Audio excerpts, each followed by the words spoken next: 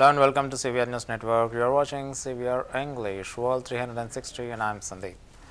Pope Leo XIV addressed the faithful from his studio window, offering prayers for Catholics in China and worldwide. He invoked the grace for them to be strong and joyful witness of the gospel, even amidst trials, and to always promote peace and harmony. This message coincided with the feast of Our Lady of Sheshan, a day established to foster unity among China's estimated 12 million Catholics, divided between the state-sanctioned church and the underground church loyal to Rome. The Pope's remarks come amid renewed tensions over China's unilateral appointment of bishops, challenging the 2018 Vatican-China Agreement on episcopal nominations. Sono ancora all'inizio del mio ministero in mezzo a voi e desidero anzitutto ringraziarvi per l'affetto che mi state manifestando, mentre vi chiedo di sostenermi con la vostra preghiera e vicinanza. Sempre ieri, memoria liturgica della Beata Vergine Maria, aiuto dei cristiani, si è celebrata la giornata di preghiera per la Chiesa in Cina, istituita dal Papa Benedetto XVI. Nelle chiese e nei santuari della Cina e in tutto il mondo si sono elevate preghiere a Dio come segno della sollecitudine e dell'affetto per i cattolici cinesi e della loro comunione con la Chiesa universale. L'intercessione di Maria Santissima ottenga a loro e a noi la grazia di essere testimoni forti e gioiosi del Vangelo, anche in mezzo alle prove, per promuovere sempre la pace e l'armonia.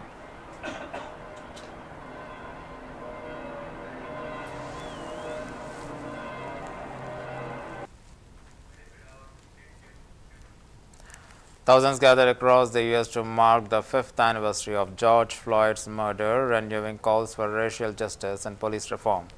In Houston, Reverend Al Sharpton led a graveside service, likening Floyd's death to that of Emmett Till and criticizing the Trump administration for reversing civil rights progress. Floyd's family, including sisters LaTonya and Zaza, joined civil rights leaders and officials to honor his legacy and advocate for systematic change. Memorials in Minneapolis featured concerts, whistles, and community events, underscoring the enduring impact of Floyd's death on the global movement of equality. Of how we stood up for George Floyd, how we stood up for Breonna Taylor, how we stood up for Ahmaud Arbery and all others. Most importantly, history will record these moments, how we stood up for our children, we spoke up for our children, and we fought for our children to get equal justice under the law. We are not deterred, we are recommitted. So do whatever you're going to do with the Department of Justice. We will not turn back. Justice for George Floyd. Say his name. George Floyd. Say his name. George Floyd. Say his name. George Floyd.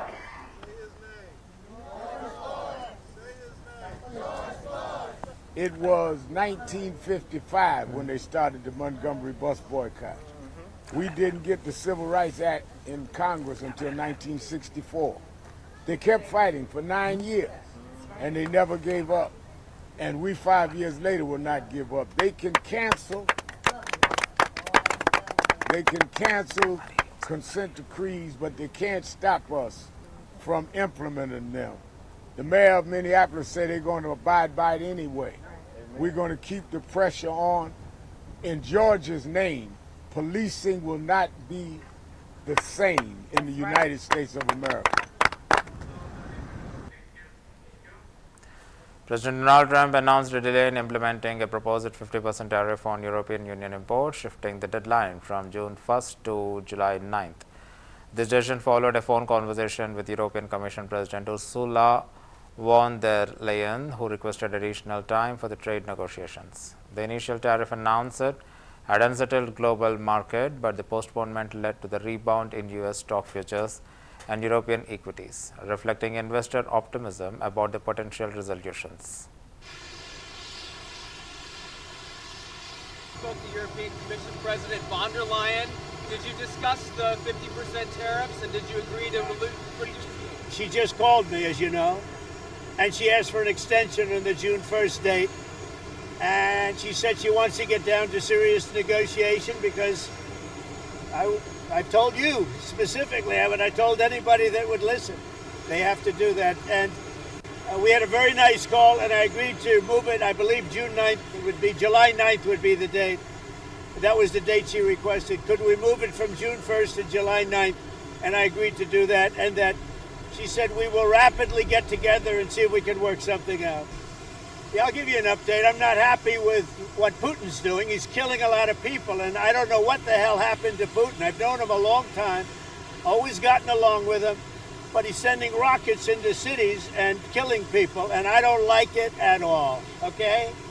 We're in the middle of talking, and he's shooting rockets into Kiev and other cities. I don't like it at all.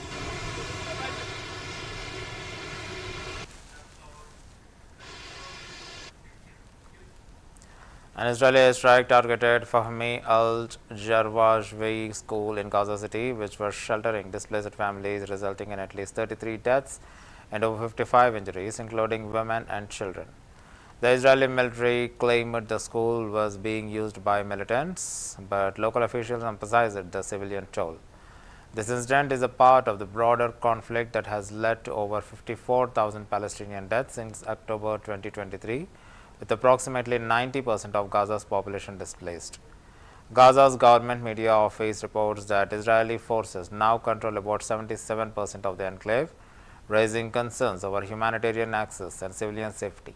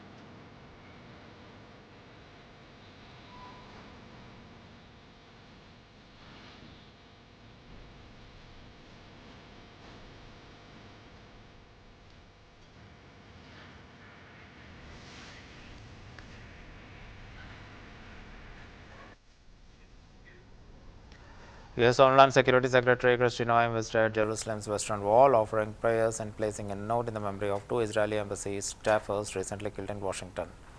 She met the Rabbi Shmuel Rabinowitz recited psalms and wrote in the guestbook, Israel is the chosen people and the United States stands by you. Later, Noam met Prime Minister Benjamin Netanyahu, expressing unwavering support for the Prime Minister and stand of Israel. Her visit, directed by President Trump, aimed to strengthen U.S.-Israel ties amid rising tensions. However, critics like Representative Jasmine Crockett dismissed the trip as superficial photo opportunity lacking substantive engagement.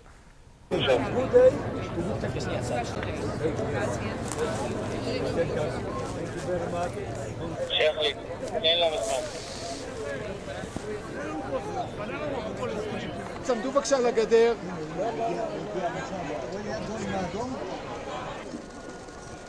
מי זה מהם? באמצע, באמצע. זה מצד ימין עכשיו?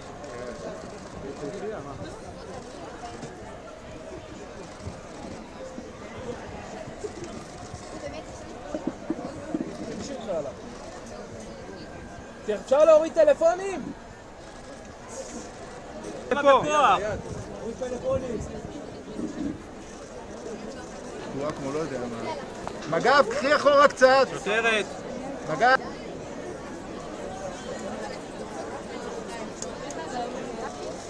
Thank you. Thank you.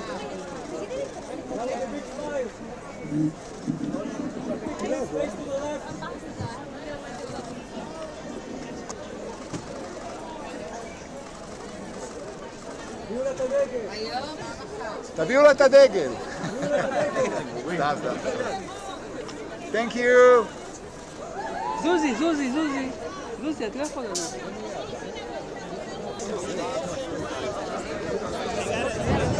חיים, חיים, חיים, בוא לפה.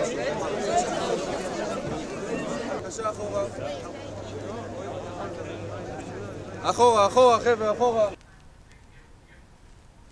Israeli airstrikes targeted the town of Joel in Lebanon's Nabateh district following an evacuation warning issued by the Israeli military. The strike destroyed a building previously damaged in an earlier attack, causing significant damage to nearby structures and infrastructure. The Israeli Defense Forces stated targeting building was associated with Hezbollah, citing violations of the 2024 ceasefire agreement. Lebanon's Prime Minister Nawaf Salam condemned the strike as a breach of sovereignty, emphasizing the government's commitment to proceed with municipal elections scheduled for May 24th. These select elections are seen as a critical step in rebuilding state institutions and reducing Hezbollah's influence in the region.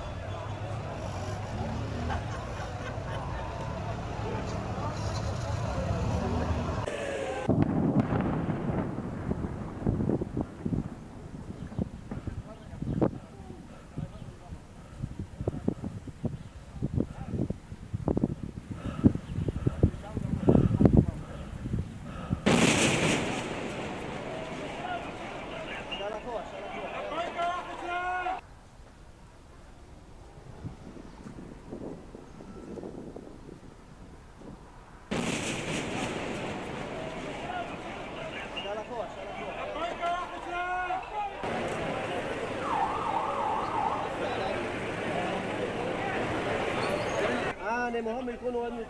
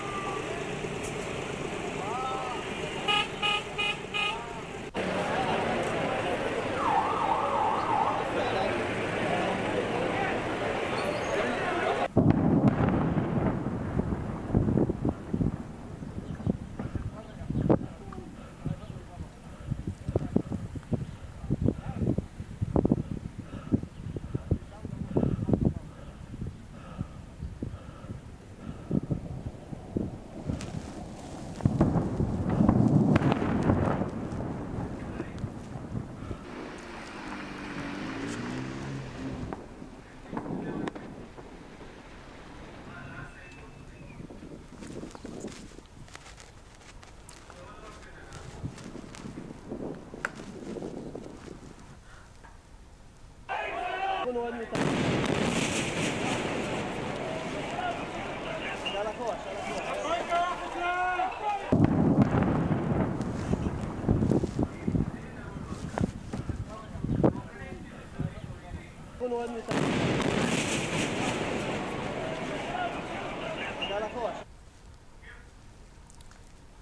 the visuals what you have seen just now are the visuals that were released by the state authorities with delay. Let's move on to the next news. At least these were the visuals what you are seeing about the Israel attack on Lebanon were released with a delay by the local government authorities. Let's move on to the next item.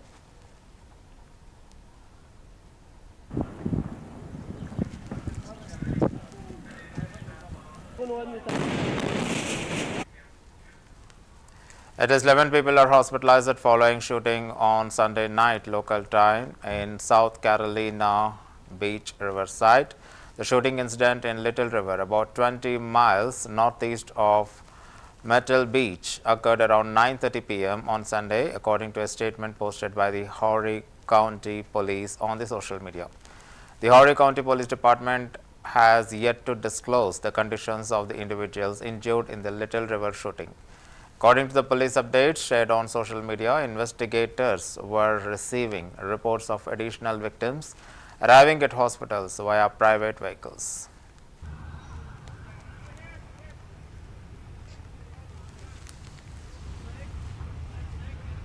Broke his leg in a GSW.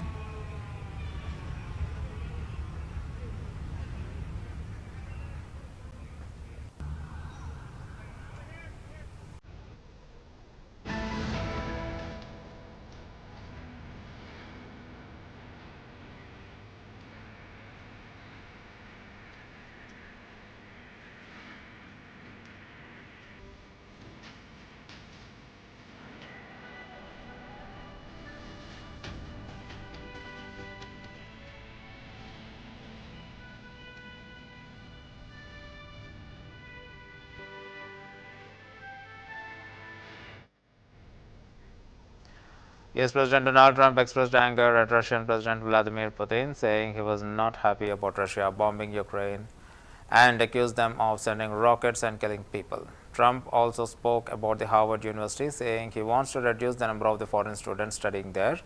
He mentioned that Harvard should share the names of its foreign students and claimed that no foreign governments are funding the university. Recently, the Trump administration took away Harvard's ability to enroll foreign students, a move seen as a part of larger effort to pressure the university. Harvard responded by calling the action a clear violation of the U.S. Constitution and other laws. A U.S. judge has temporarily blocked the administration's order, meaning it cannot be enforced for now.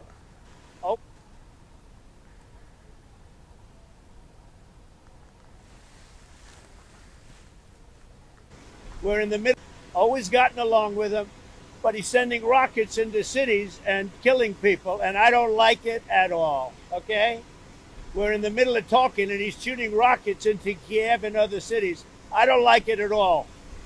President, what do you want to do about that? I'm surprised. I'm very surprised. We'll see what we're going to do. What am I going to tell you? You're the fake news, aren't you? You're totally fake. All right, any other questions? I don't like what Putin is doing, not even a little bit. He's killing people. And something happened to this guy, and I don't like it. He's killing a lot of people. I don't know what's wrong with him. What the hell happened to him, right? He's killing a lot of people. I'm not happy about that. Yeah. On Harvard, do you think you'll come for their endowment in any way or go after financial aid? We give them billions of dollars, which is ridiculous. We do grants, which we're probably not going to be doing much grants anymore to Harvard.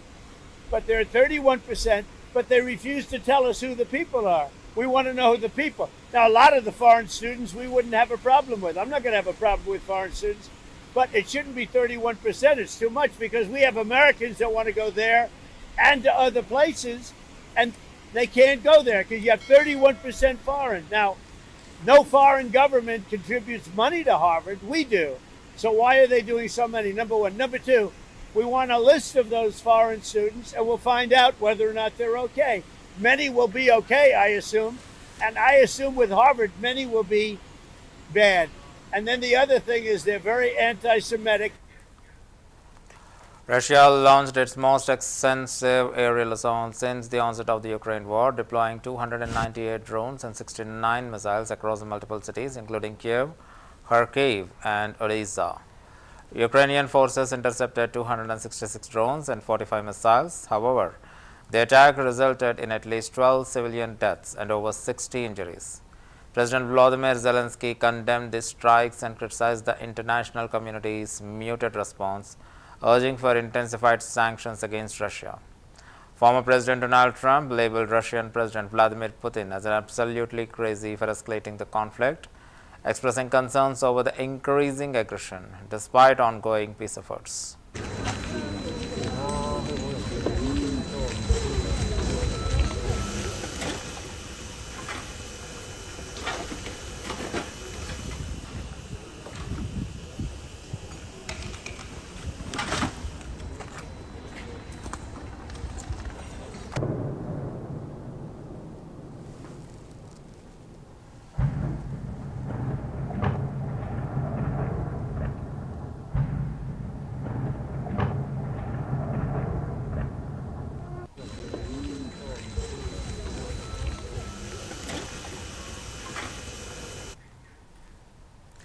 Tens of thousands of police participated in the rival marches in Warsaw, demonstrating support for the two presidential candidates ahead of June 1 runoff election.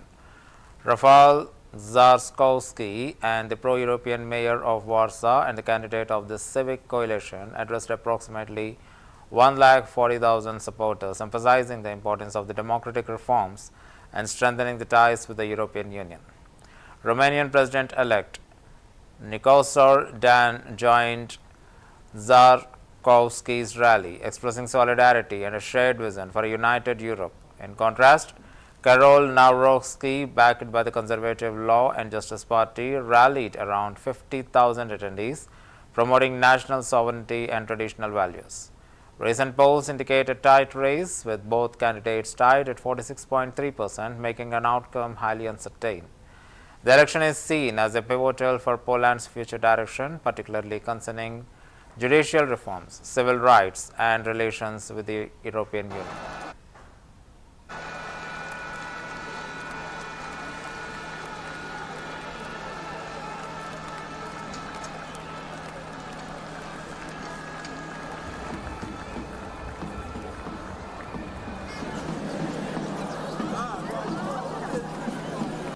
Po to, żeby wygrała przyszłość, po to, żeby wygrała cała Polska.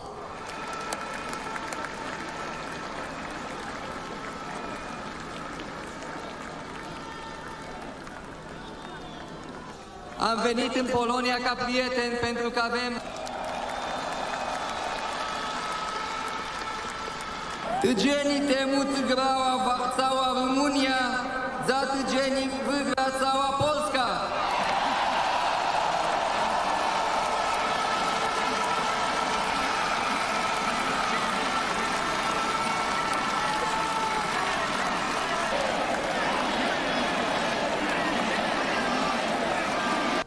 Wierzę głęboko w Polskę bezpieczną, tak jak wierzę w polskie wojsko.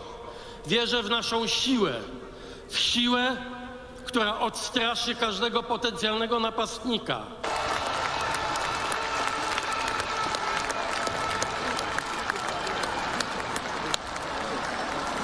Rafał means you're...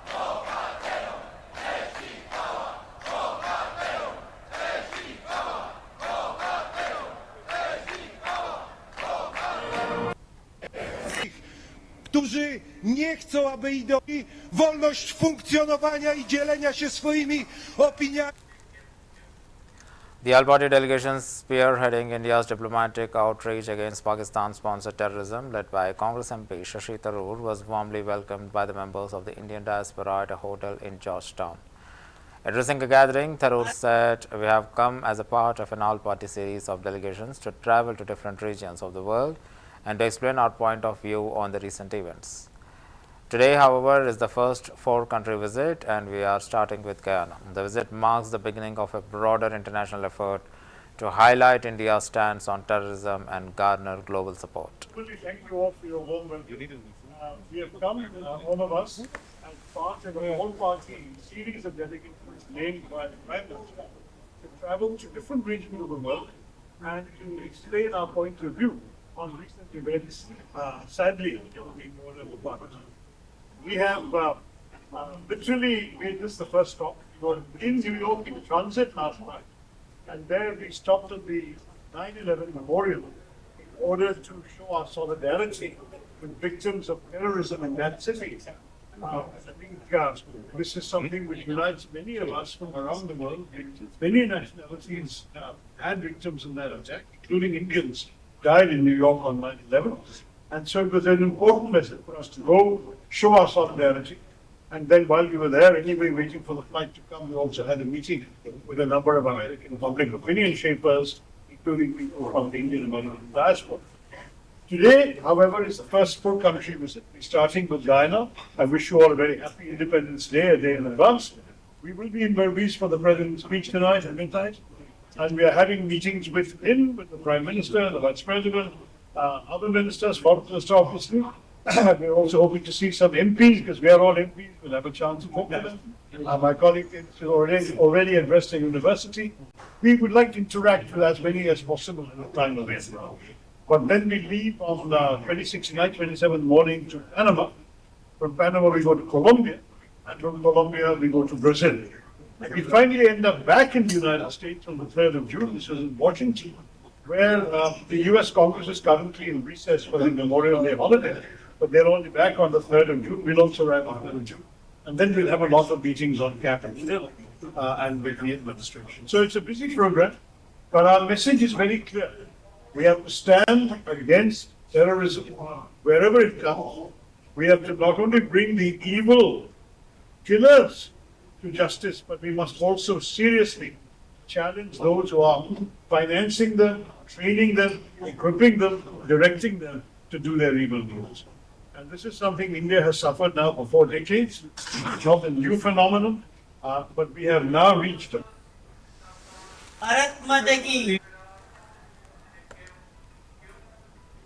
And that's the end of the bulletin. Keep watching CVR News English.